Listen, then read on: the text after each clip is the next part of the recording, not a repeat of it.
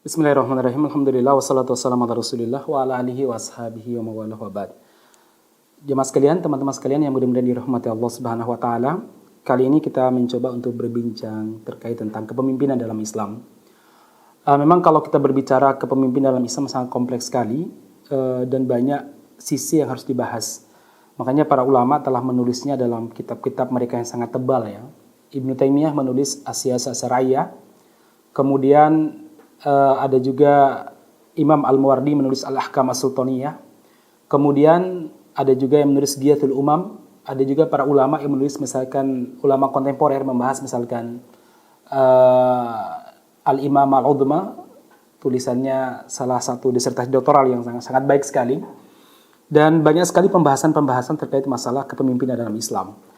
Ada pertanyaan yang sangat menggelitik. Apakah syarat-syarat kepemimpinan dalam Islam juga berlaku dalam negara konteks demokrasi sebagaimana Indonesia?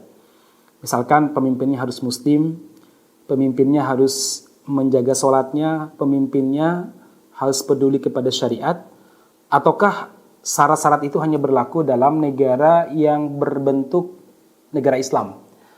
Maka jawabannya jelas bahwa syarat-syarat yang telah ditentukan oleh para ulama, syarat kepemimpinan dalam Islam, tentu sangat berlaku dan lebih layak untuk diberlakukan di negara-negara yang non-Islam. Seperti negara demokrasi, kemudian negara sekuler, ataupun negara yang sifatnya nasionalisme, negara nasionalis. Kalau kita berbicara dalam konteks Islam, kita membutuhkan pemimpin yang menjaga sholat, pemimpin yang muslim, itu di bawah ikatan Islam, artinya kepemimpinan di bawah ikatan Islam, sangat dibutuhkan pemimpin yang kriterianya seperti itu, kriterianya sangat baik. Tentu kepemimpinan yang tidak terikat dengan syariat jauh lebih membutuhkan syarat-syarat yang ditentukan oleh para ulama. Ya, syarat-syarat yang ditentukan oleh para ulama. Makanya masyarakat muslimin, kesusahan kaum muslimin untuk menegakkan syariat Islam di negara yang sifatnya sekuler, liberal, atau negara yang sifatnya demokrasis yang tidak Islam, maka bisa diatasi atau bisa diminimalisir kesusahan tersebut ketika pemimpinnya peduli kepada Islam, ketika pemimpinnya sesuai dengan kriteria yang telah disebutkan oleh para ulama. Baik, sekarang pertanyaannya, apa saja kriteria kepemimpinan dalam Islam? Yang pertama, jelas masyarakat muslimin, seorang muslim haram memilih pemimpin orang kafir. Haram memilih pemimpin orang kafir. Ini telah disepakati oleh para ulama dan itu telah dijelaskan dalam Al-Quran, kemudian dibuktikan dalam kehidupan Rasulullah SAW dan juga para sahabat. Misalkan dalam Al-Quran di Al-Maidah 51, Allah Subhanahu wa taala mengingatkan, ya ayyuhalladzina amanu, wahai orang-orang beriman, jangan mengambil orang-orang Yahudi dan Nasrani sebagai pemimpin. Karena satu dengan yang lainnya mereka saling tolong-menolong. Barang siapa di antara kalian, wa may yatawallahum minkum, barang siapa yang mengangkat mereka sebagai pemimpin, memberikan loyalitas kepemimpinan kepada mereka, baik orang Yahudi maupun orang Nasrani, fa innahu minhum, maka dia bagian daripada orang yang dia berikan loyalitasnya tersebut. Para ulama tafsir menjelaskan ini sangat tegas sekali. Misalkan Imam At-Tabari dalam tafsirnya menjelaskan bahwa fa innahu minhum, barang siapa yang memberikan loyalitas kepemimpinan kepada non-muslim, maka dia dianggap sama dengan agama mereka. Sampai seperti itu. Dia dihukumi sebagaimana orang yang dia pilih, orang yang dia jadikan sebagai tuannya, ya, di mana dia menjadi tim sukses dalamnya. Kalau dia memilih orang Yahudi, dia dihukumi sebagaimana orang Yahudi. Bahkan sebagian para ulama mengatakan kalau dia meninggal, dia tidak boleh disolatkan, karena pada hakikatnya dia itu sama dengan orang yang dia pilih, yang dia perjuangkan untuk menjadi pemimpin. Baik, ini jelas ya, tidak boleh mengangkat orang kafir sebagai pemimpin. Yang kedua, tidak boleh mengangkat pemimpin, haram bagi umat Islam untuk mengangkat pemimpin yang memberi kekuasaan kepada orang kafir untuk menguasai orang-orang beriman. Pemimpinnya mungkin muslim, Pemimpinnya mungkin sholat, tetapi dia besar kemungkinan atau mungkin sudah ada semacam MOU dengan orang-orang kafir, baik berbentuk negara, perusahaan, atau berbentuk personal, untuk menguasai kaum muslimin baik di bidang militer dan maupun di bidang ekonomi dan bidang-bidang lainnya. Maka orang seperti ini tidak layak diangkat sebagai pemimpin, karena pada hakikatnya dia itu hanya menjalankan keinginan pemimpin orang-orang kafir. Dia hanya sebagai semacam wayang. Sementara sutradaranya, kemudian pemainnya itu orang lain. Dia hanya wayang yang digerakkan saja. Makanya Allah Subhanahu wa taala mengingatkan dalam Al-Qur'an, "Walan yaj'alallahu lil kafirina 'alal mu'minina sabila." Allah tidak akan memberikan jalan kepada orang-orang kafir untuk memimpin orang-orang beriman. Maka kalau ada pemimpin yang memberikan jalan atau akan memberikan jalan kepada orang-orang kafir untuk menguasai orang-orang beriman, maka seorang muslim tidak boleh memilihnya. Tidak boleh, haram bagi dia untuk memilihnya. Dia berdosa dan akan mempertanggungjawabkan di dunia maupun di akhirat. Kemudian kriteria berikutnya adalah yang ketiga, haram bagi orang-orang beriman mengangkat orang-orang munafik sebagai pemimpin. Orang munafik itu sangat berbahaya karena program-program yang mereka buat pada hakikatnya ingin memurtadkan umat Islam. Allah berfirman, "Waddu law takfuruna kama kafaru fatakununa sawa." Mereka ingin kalian kafir sebagaimana mereka kafir. Jadi ketika mereka membuat rencana, program kerja, kemudian rencana restra ya, rencana strategis misalkan, maka pasti dia itu bertujuan untuk memurtadkan umat Islam, ya, menjauhkan umat Islam dari syariat, ya, dengan musiknya kah, musik-musik yang akan menjauhkan umat dari syariat, kemudian dengan program apalah ya, pendidikan, kurikulum dan lain sebagainya. Maka Allah Subhanahu wa taala mengingatkan umat Islam, fala tattakhidu minhum waliyan wala nasira. Jangan mengangkat mereka sebagai wali, sebagai pemimpin.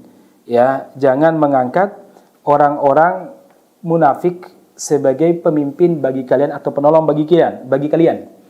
Lengkapnya dalam surah An-Nisa ayat 89, Allah Subhanahu wa taala berfirman, "Waddu law takfuruna kama kafaru fatakununa sawa."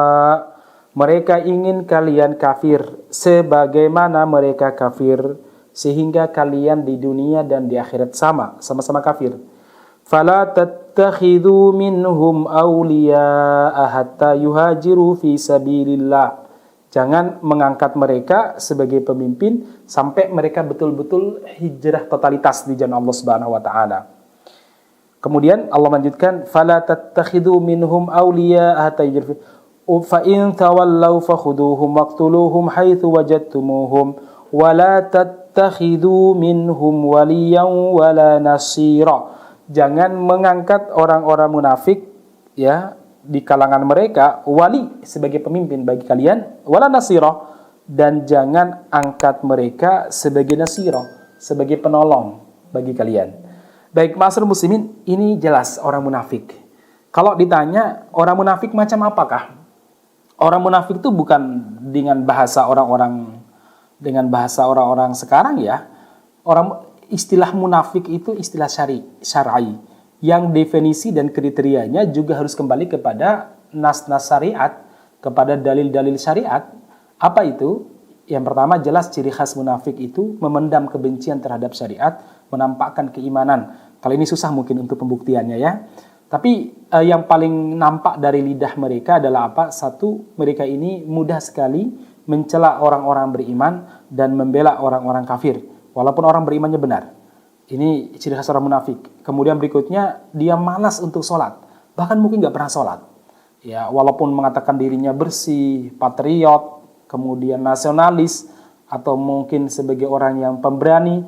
Tapi kalau seandainya dia meninggalkan sholat, apalagi nggak pernah sholat, maka orang tersebut bukanlah orang mukmin, dia adalah orang munafik yang haram bagi kita untuk mengangkatnya sebagai pemimpin. Allah berfirman, wa idza qamu ila sholati qamu kusala. Yura'unan nas wa la yadhkurunallaha illa qalila. Mereka kalau bangun untuk melaksanakan sholat, malasnya minta ampun. Kalaupun sholat, yura'unan nas, agar disaksikan oleh orang banyak. Jadi sekali lagi orang munafik itu begitu, berbuat karena manusia, sampai sholatnya pun disuting untuk manusia. Ya. Jadi kalau dia sholat, itu karena manusia, bukan karena yang lain. Jadi memang penampilan dia itu semuanya untuk manusia. Nah, Allah melarang kita untuk mengangkat mereka sebagai pemimpin, karena pada hakikatnya mereka ini yahdi ila sabilid dolal, mengajak orang, mengajak rakyatnya, mengajak pendukungnya kepada jalan kesesatan. Jadi sekali lagi orang munafik itu sangat berbahaya. Ciri khasnya tidak sholat, kemudian atau malas sholat, kemudian berikutnya ciri khas munafik tidak mau diatur dengan syariat. Tidak mau diatur dengan syariat. Allah berfirman, wa idza qila lahum ta'alu ila ma anzalallah wa ila rasul ra'aital munafiqina yasudduna anka sududa. Kalau kamu mengajak orang-orang untuk berhukum kepada syariat, kepada apa yang Allah turunkan dan kepada apa yang dibawa oleh Rasulullah, maka kamu akan melihat orang-orang munafik itu berupaya menghalang-halangi kamu dalam melaksanakan syariat tersebut. Ini ciri khas munafik, ya. Kemudian ciri khas lainnya adalah apa? Banyak dalam Al-Qur'an disebutkan, ya. Tapi ada ciri khas lain, misalkan kalau dia berkata dia dusta, kalau dia berjanji dia ingkari, dan kalau diberi amanah dia khianati. Itu ciri yang paling nampak daripada sifat orang-orang munafik. Baik jemaah sekalian, kemudian ciri khas berikutnya, maksud saya syarat berikutnya, kita tidak boleh memilih orang-orang yang akan memimpin kita yang tidak punya akhlak kepada Allah. Dia suka melanggar syariat, bahkan bangga kalau dia melanggar syariat. Bangga nonton film porno, bangga melakukan perbuatan-perbuatan asusila, perbuatan yang tidak sama sekali layak dilakukan oleh orang. Ya, Allah berfirman di antara doa yang kita ucapkan dan diajarkan oleh Nabi itu kepada kita adalah apa? Ya Allah, ya jangan wala tusallid alaina bidunubina. Riwayat lain, wala tusallid alaina man la yakhafuka, tanpa bidunubina, ya. Man la yakhafuka wa la yarhamuna. Ya Allah, jangan engkau kuasakan atas kami karena dosa-dosa kami orang-orang yang tidak takut kepadamu dan tidak sayang kepada kami. Jadi orang yang akan memimpin orang beriman itu harus sayang kepada orang-orang beriman, dan dia itu harus takut kepada Allah Subhanahu wa taala. Keduanya ini saling erat kaitannya. Orang yang takut kepada Allah pasti sayang kepada orang-orang beriman. Orang yang sayang kepada orang-orang beriman tulus, betul-betul tulus, karena dia takut kepada Allah Subhanahu wa taala. Kalau ada orang ngaku tulus ya kepada orang-orang beriman, siap mengorbankan apapun, dia bukan karena ambisi dan lain sebagainya, tapi dia tidak takut kepada Allah, dia masih melanggar syariat Allah Subhanahu wa taala, bahkan berbangga-bangga, maka itu bagian daripada kebohongan. Gak mungkin deh. Kepada Allah sebagai penciptanya saja dia berbohong, apalagi kepada manusia dia lebih mudah untuk berbohong. Anjing itu kalau kepada pemiliknya dia pasti manut. Kalau ada anjing yang tidak manut kepada pemiliknya, apalagi kepada selain majikannya, dia lebih ngamuk, dia lebih marah, ya. Makanya ini, ya, sekali lagi ciri khas orang munafik adalah apa? Dia ogah diatur oleh syariat, ya.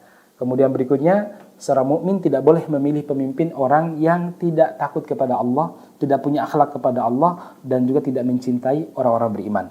Dan yang terakhir, saudara sekalian, kriteria pemimpin secara umum, ya. Kriteria pemimpin secara umum, saya nggak bicara khilafah. Kalau kriteria khilafah atau al-imam al-a'dham itu jauh lebih ketat lagi. Saya berbicara kepemimpinan secara umum seperti negara kita Indonesia. Jangan pilih pemimpin yang bodoh. Karena pemimpin yang bodoh itu akan membuat orang yang cerdas ikut bodoh. Makanya dalam sebuah hadis, Rasulullah SAW pernah mengingatkan kepada kita, ta'awwadu billah min imarti sufaha. Mintalah perlindungan kepada Allah dari dipimpin oleh orang-orang yang bodoh. Karena orang yang bodoh itu penyakit. Dan pemimpin yang bodoh itu menghancurkan.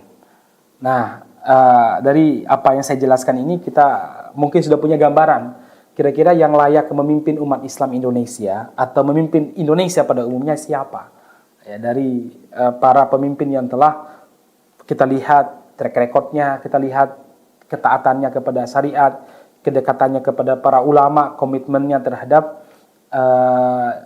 negara, Anda bisa melihat sendirilah.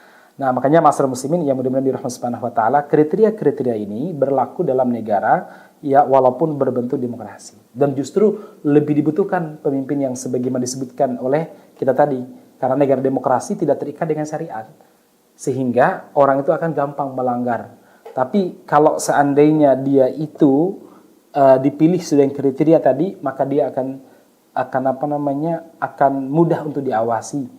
Ya, dibandingkan orang yang tidak punya kriteria sama sekali sebagian disebutkan tadi. Anda bayangkan kalau seandainya pemimpin tersebut para penjahat, ya, pemimpin tersebut tidak sayang kepada orang-orang beriman, maka begitu susahnya kita beribadah. Mungkin akan ada ribuan undang-undang syariah atau perda syariah akan dihapus sebagaimana pada zaman sebelumnya banyak sekali perda-perda syariat yang dihancurkan. Nah, baik masyarakat muslimin yang mudah-mudahan dirahmati Subhanahu wa taala, ini beberapa hal yang subangsih apa yang saya sampaikan. Mungkin ada feedback dari Anda terhadap apa yang saya sampaikan.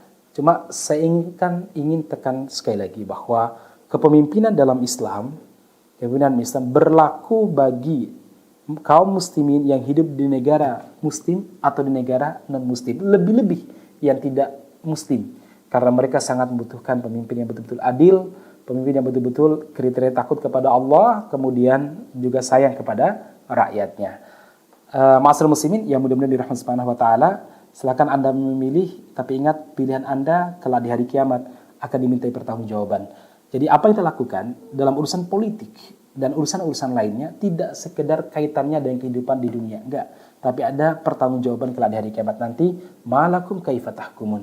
Kenapa kamu harus memilih ini? Kenapa kamu harus berkata begini? Kenapa harus kamu menjadi bagian daripada ini? Semuanya kelak akan dimintai pertanggungjawaban. Mudah-mudahan saya dan Anda tidak salah memilih pemimpin. Amin ya rabbal alamin. Assalamualaikum warahmatullahi wabarakatuh.